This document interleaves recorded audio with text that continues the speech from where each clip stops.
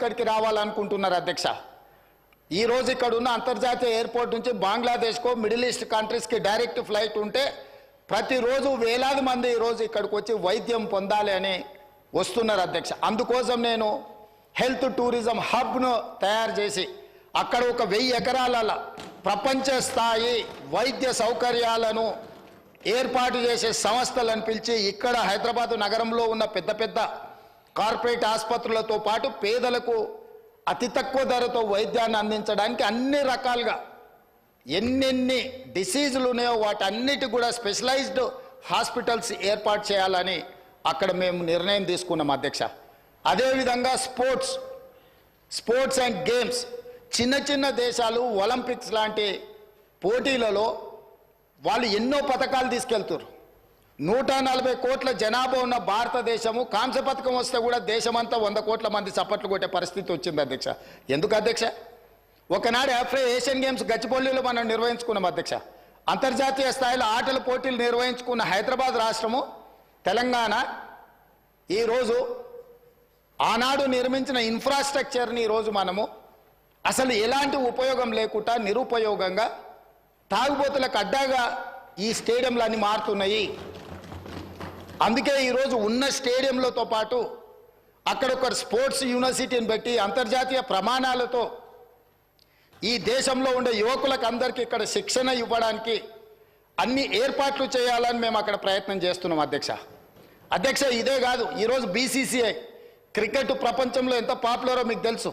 సిరాజ్ మొన్ననే వరల్డ్ కప్లో మన హైదరాబాద్ నుంచి 12th క్లాస్ చదువుకున్న యువకుడు, పెద్దగా చదువు పీజీలు PhDలు డాక్టరేట్లు చేయకపోయినా 12th క్లాస్ చదువుకున్న ఒక హైదరాబాద్ నగరం నుంచి ఒక సామాన్యమైన కుటుంబంలో నుంచి వచ్చిన సిరాజ్ క్రికెట్లో ఇండియాకు ప్రాతినిధ్యం వహించి కప్పు గెలిపించుకొని వస్తే ఈరోజు మినహాయింపులు రేపు క్యాబినెట్లో చెప్పిన నేను అతనికి అన్ని మినహాయింపులు ఇచ్చి అతనికి ఒక గ్రూప్ 1 స్థాయి ఉద్యోగం ఇవ్వాలని నిఖత్ జరీన్ మనకు ఒలింపిక్స్లో మెడల్ తీసుకొస్తే ఆవిడకు ఉద్యోగం ఇస్తామని చెప్పి ప్రభుత్వం ఇంతవరకు ఇవ్వకపోతే క్యాబినెట్లో పెట్టి రేపటి క్యాబినెట్లో నిఖత్ జరీన్కి ఒక గ్రూప్ 1 స్థాయి ఒక DSP స్థాయి ఉద్యోగాన్ని ప్రభుత్వ ఉద్యోగాన్ని ఇవ్వాలని చెప్పి ఇవాళ యువకులకును క్రీడల వైపు ప్రోత్సహించాలన్న ఆలోచనతో అక్కడ ఒక స్పోర్ట్స్ యూనివర్సిటీ ఒక స్పోర్ట్స్ హబ్ చేయాలనుకుంటున్నాం అధ్యక్ష.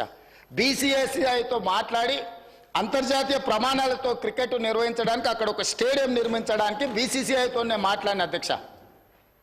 ఈ విధంగా ఒక్కొక్కటి ప్రపంచ స్థాయిలో అంతర్జాతీయ ప్రమాణాలు కలిగిన అన్నింటినీ ఆ ముచ్చెర్ల ప్రాంతంలో తీసుకొచ్చి ఈరోజు ఫార్మా వార్ సిటీ అన్నారు, నేనన్న ఫార్మా విలేజ్లు అన్నా. పొల్యూటెడ్ ఇండస్ట్రీని మొత్తం తీసుకొచ్చి ఒక 25,000 ఎకరాలలో పెడితే వారు అమెరికాలో చదువుకొని వచ్చి వారికి తెలుసు. నెవార్క్ ఎయిర్పోర్ట్ పక్కన ఇట్లనే అన్ని పొల్యూటెడ్ ఇండస్ట్రీస్ పెడితే లాస్ట్గా నగరమే మొత్తం తరలిపోవాల్సిన పరిస్థితి వస్తే ఆ ఇండస్ట్రీని ఇంకెక్కడికో పంపించారు. అదెందుకు అధ్యక్ష? మీకు నాకు వారికి తెలుసో తెలియదో నాకు తెలియదు. దిల్సుఖ్నగర్ ప్రాంతంలో వారికి ఎంత పరిచయం ఉందో.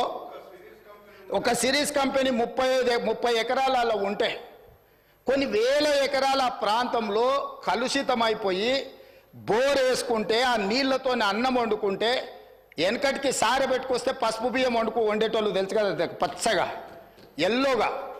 అట్లా సామాన్యులు ఆ బోర్ నీళ్లతో వంట వండుకుంటే పసుపు బియ్యం వండుకొని తిన్నట్టుగా ఉండి ఆ ఏరియాల కలుషితం కేవలం 30 ఎకరాలలో ఉన్న సిరీస్ ఫ్యాక్టరీతోని మొత్తం చైతన్యపురి దిల్సుఖ్నగర్ ఆ ప్రాంతమే పూర్తిగా కలుషితం అయిపోయింది అధ్యక్ష. ఆ ఫ్యాక్టరీని తొలగిస్తే కానీ తొలగించినాక ఈరోజు కూడా ఇంకా భూమిలో ఆ కలుషితం ఇంకా కొనసాగుతూనే ఉంది అధ్యక్ష. అందుకే నేను ఆ ఏరియాలో ఇట్లాంటి పొల్యూటెడ్ ఇండస్ట్రీ కాకుండా జినోమ్ వ్యాలీలో ఏదైతే ఫార్మా రిలేటెడ్ ఇండస్ట్రీస్ ఉన్నాయో, ఫార్ములేషన్స్ అంటే ట్యాబ్లెట్స్ చేసేటివి ఉన్నాయో, R&D ఉందో, రీసెర్చ్ అండ్ డెవలప్మెంట్, ఇప్పుడు IDPL బంద్ అయిపోయింది అధ్యక్ష.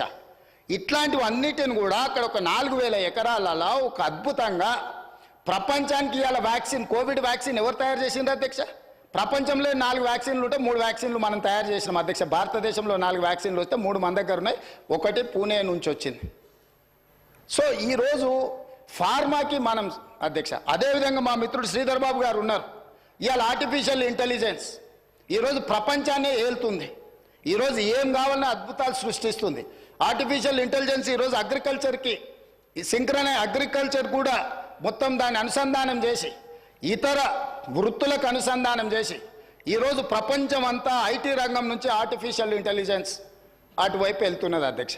అక్కడ 200 ఎకరాల ఒక ఆర్టిఫిషియల్ ఇంటెలిజెన్స్ హబ్ను పెట్టి ప్రపంచ స్థాయిలో పేరుగాంచిన సంస్థలను అక్కడ తీసుకొచ్చి అక్కడ ఏర్పాటు చేయాలని మేము ప్రయత్నం చేస్తున్నాం అధ్యక్ష. రోజుకు 18 గంటల అధికారులను సమన్వయం చేసుకుంటూ ప్రపంచంలో ఉన్న ప్రతి ఒక్కరిని మేము సంప్రదిస్తూ ముందుకెళ్తున్నాం. ఈ ఆర్టిఫిషియల్ ఇంటెలిజెన్స్ గురించి మేము చర్చించుకునేటప్పుడు ఏదో ప్రశ్న వచ్చింది, ఆర్టిఫిషియల్ ఇంటెలిజెన్స్కు కేటీఆర్కు పోలికేంది అని ఎవరో ఇట్లా వాళ్ళు మాట్లాడుతా ఏదో అడిగినారు అధ్యక్ష మా మంత్రి గారికి. అంటే ఒక ఆయన సమాధానం చెప్పిండు, ఆర్టిఫిషియల్ ఇంటెలిజెన్స్లో కేటీఆర్ గారు 100% ఆర్టిఫిషియల్, 0 ఇంటెలిజెన్స్ అని చెప్పిండ్రు అధ్యక్ష. సో ప్రభుత్వం చేస్తున్న పనులను మీరు ఎప్పుడైనా మీరు అడగొచ్చు, మీరు చెప్పొచ్చు, మీరు ప్రభుత్వం చేస్తున్న పనులను వివరాలు తెలుసుకోవచ్చు. ప్రతిపక్షం చెప్పడానికి మాకేం అభ్యంతరం లేదు. కాబట్టి ఇవాళ ఆ ప్రాంతాన్ని ఒక అద్భుతమైన నగరంగా వారు ఏదైతే మెట్రో రైల్ గురించి చెప్పినరో నేను ఇప్పుడు మళ్ళీ కూడా చెప్తున్నా అధ్యక్ష, అంతర్జాతీయ ఎయిర్పోర్టు నుంచి ముచ్చర్లలో ఈరోజు నిర్మించబోయే 4th సిటీ అధ్యక్ష, హైదరాబాద్, సికింద్రాబాద్ సిటీ, సైబరాబాద్ సిటీ, ఇప్పుడు ముచ్చర్లలో 4th సిటీని మేము ఈరోజు ఎస్టాబ్లిష్ చేయబోతున్నాము. ఆ 4th సిటీనే అవర్ ఫ్యూచర్ సిటీ అధ్యక్ష.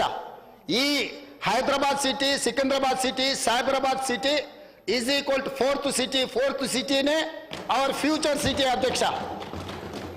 ఇవాళ అంతర్జాతీయ ఎయిర్పోర్ట్ వరకు మెట్రో తేవడమే కాదు, అంతర్జాతీయ ఎయిర్పోర్ట్ నుంచి ముచ్చర్లలో నిర్మించబోయే ఒక గొప్ప నగరానికి మెట్రో రైల్ రవాణా సౌకర్యాన్ని కూడా ఏర్పాటు చేసి ప్రపంచమంతా ఎక్కడ పెట్టుబడులు పెట్టాలి అని అంటే అక్కడికి వచ్చి పెట్టుబడులు పెట్టాలి.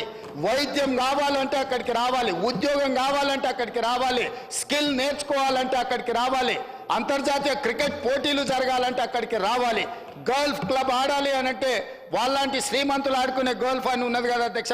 మాకు తెలియదు, మేము ఊర్ల నుంచి వచ్చిన వాళ్ళం, కానీ వాళ్ళ శ్రీమంతుల కోసం పెట్టుకునే గల్ఫ్ ఉంది కదా అధ్యక్ష.